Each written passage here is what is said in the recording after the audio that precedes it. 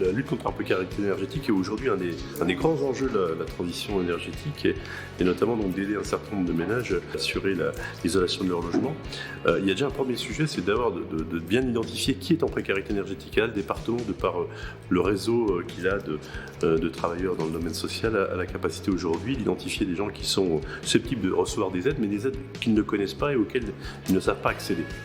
Donc le département est essentiellement là pour faire connaître, faire savoir que ce type d'aide existe. Et en plus, ce sont des conseils qui sont forcément, neutres, contrairement à un certain nombre de démarchages téléphoniques qu'ils peuvent recevoir les uns les autres. Ça faisait quelques années que je trouvais que le chauffage était cher.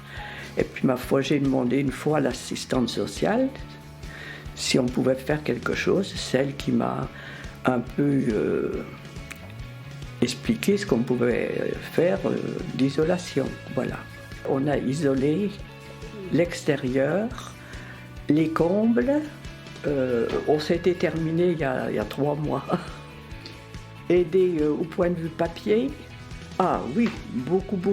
Remplir les papiers, ce que j'aurais à payer, ce que j'aurais à faire, tout était bien expliqué. Donc au domicile de Madame Lallemand, la problématique était la suivante. Elle avait un système de chauffage qui lui coûtait beaucoup trop cher.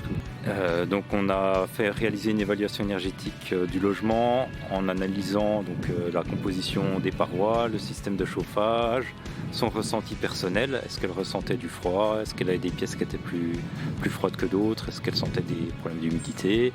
Et suite à ce diagnostic, on a pu relever 2 problèmes majeurs. Donc le premier problème était l'absence d'isolation dans les combles perdus. Et le deuxième souci, c'était l'absence d'isolation au niveau des murs. Isoler les murs par l'extérieur et isoler les combles permettait de faire une économie d'énergie à hauteur de 42%. Donc soit une économie non négligeable d'environ 1 200 € par an. Dans le cadre de la mission du conseil départemental, on lui a proposé plusieurs artisans locaux. Donc quand on prend des artisans locaux, c'est dans un rayon de maximum 30 km autour du domicile de Madame. C'est des artisans qui sont qualifiés RGE. Et donc on lui a proposé des artisans, on l'a aidé pour la réalisation des devis, dans le choix des entreprises aussi. Et on l'a également aidé pour toutes les démarches administratives qui comprend les demandes d'aide.